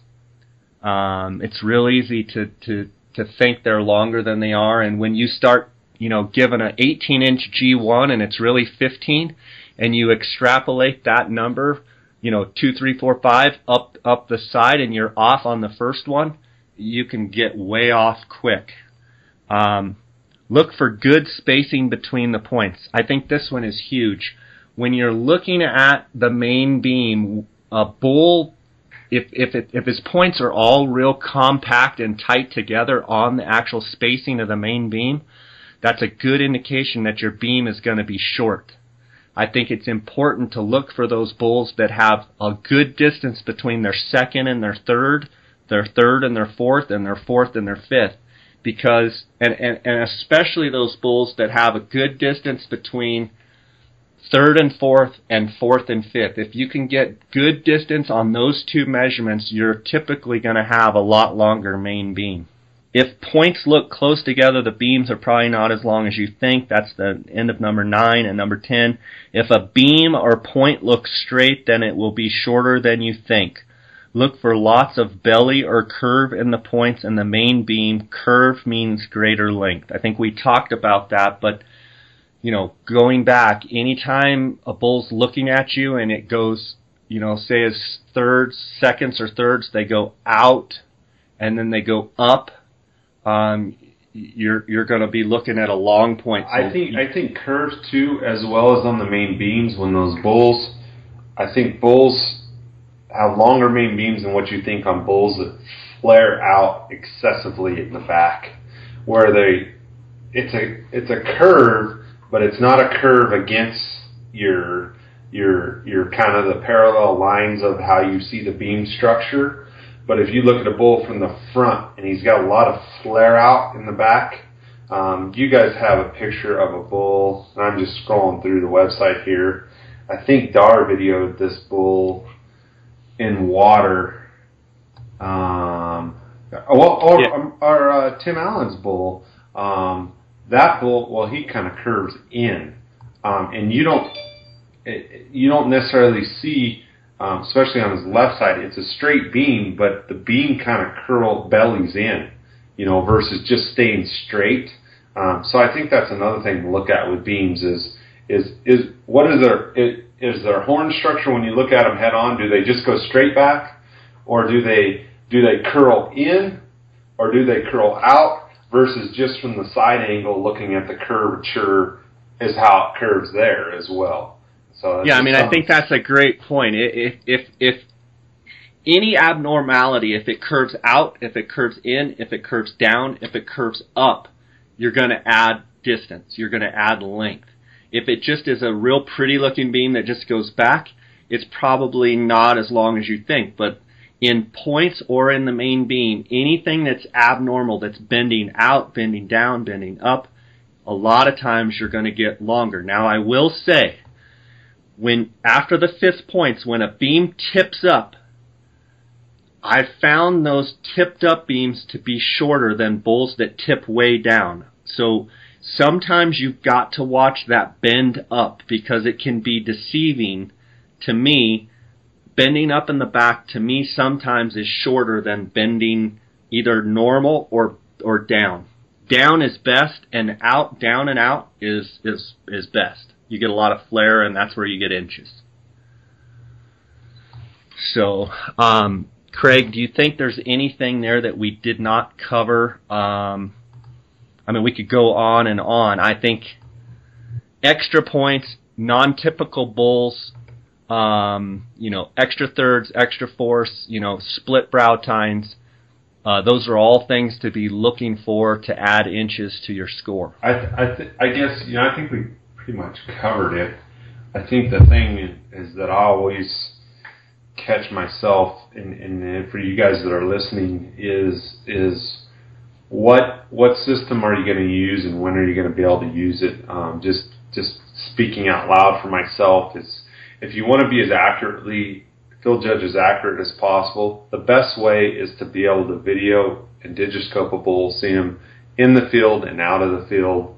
Trail pictures are awesome, but I think there's something to seeing the bull live as well. It kind of completes a 360, if you will, perspective of that entire animal.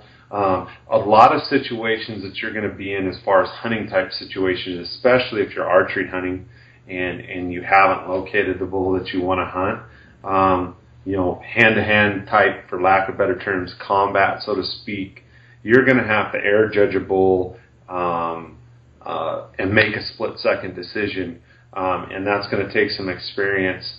And there's always those bulls that just absolutely floor you, but count the number of points real quick, look at width, look at main beam length, really look at, like you were saying, Jay, and stressing, really look at tine length.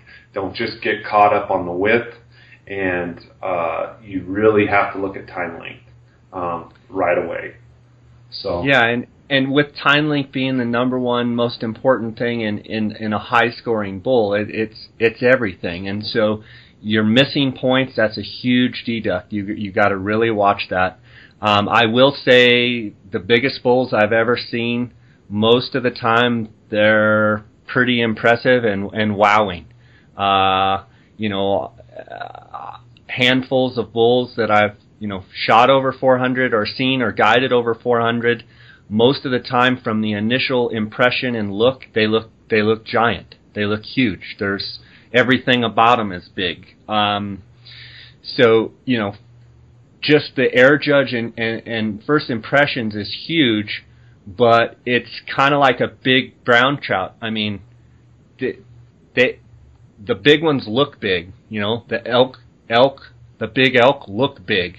If you look at him and go, well, he's probably not a giant. Yeah. You probably need to keep looking, depending on what tag you have or what have you. But speaking, Arizona, where the biggest of big, if you're going after a giant, they've got to look huge. There can't be any angle. I've never seen a 400 bull that's got an angle that you're like, I don't think he's that big. They all look big at every angle. Every 400-inch bull looks giant. Yeah, no, and that's another thing too, is when you're judging off pictures, if you got a camera picture or if you got a digital picture, don't get focused on just the the pictures where he looked big, or your marketing pictures, or the pictures you're going to share with all your buddies and say, I found a big one. You need to really analyze every angle, rear, front, side, and quarter. I think that's a great point. I think, we get caught up in, getting the best angle and sending that to your buddies. Send the worst angle to your buddies first. Yes. Then send the best angles. Now, I will talk a little bit about photos and video.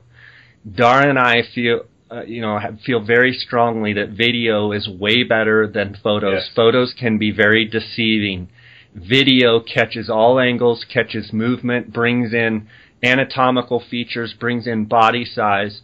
Video is king because you see all the different flares and angles, and pictures can be super deceiving. So learn to judge off of photos and learn to judge off of video, and know that there's a difference. Yeah, big time. I would agree with that 100%. That you can pull frames off of any animal and make him look bigger than what he is. But if you get that perspective, that video, those weak spots will show up. Yeah. Craig, I want to thank you for being on and going through this and the other episode on field judging elk. We're going to be doing some field judging sheep and coos deer and mule deer, and I've actually already recorded a field judging antelope episode with you and your partner Lee Murphy with Exclusive Pursuits Outfitters. And I want to let the listeners know, if they have any questions at all, feel free to email me at jscottoutdoors@gmail.com. And if you want to send me photos, all summer long I get people emailing me trail camera photos asking me what they think bulls score. I'm happy to give you my estimate.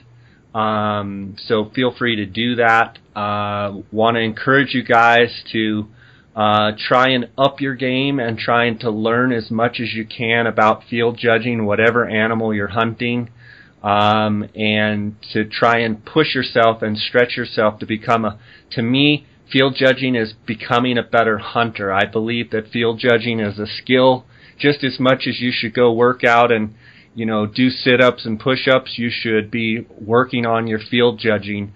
You can do a lot of field judging by I have files and files and files on my computer where I save photos of bulls and, put official scores, and, if it's not an official score, put the score that the person's saying, and I process all of that and try and get where I can categorize bulls better. And I hope that some of the things we talked about in these episodes on field judging elk help you.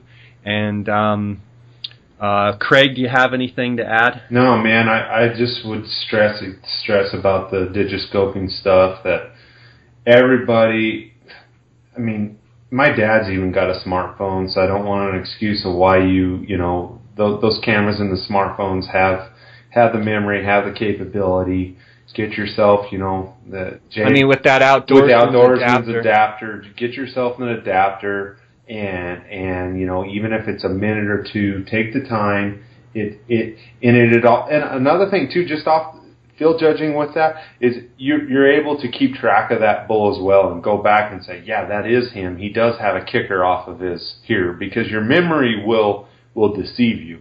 But when you can reflect back on video and images and reassure yourself that he's as big as what you thought he was, it makes it a lot easier to go back in there time and time again and hunt him. So yeah, and you also made a good point earlier about keeping track of bulls, and if another hunter kills them, hey, contact the hunter. Say, hey, a couple months after the season, can I come by and look at the rack in your garage? I had the fortune of spending some time with this bull, and I have the measurements that I've estimated. I'm just curious what each point, and go score that bull and put your hands on it. And give him a little video too. A lot of times that, I know Jay and I get contacted a lot. A lot of times guys give him a little video. Let's build some camaraderie out of this. It's not, Jay and I, it's not all about being selfish and what you kill. You learn that through guiding, that, just be a sportsman about it. So yeah. Well, buddy, I appreciate you being on, and I appreciate the great content that you provide on orkhunt.com, and you know, we're a couple months away now from go time elk season, and you know, 60 days away, and you know, it's going to be an exciting year in Arizona, and I'm looking forward to it. So wish you the best, and appreciate all the help you give here on the J. Scott Outdoors podcast, and until the next time I talk to you, buddy, God bless you, okay? You too, bud. It was fun.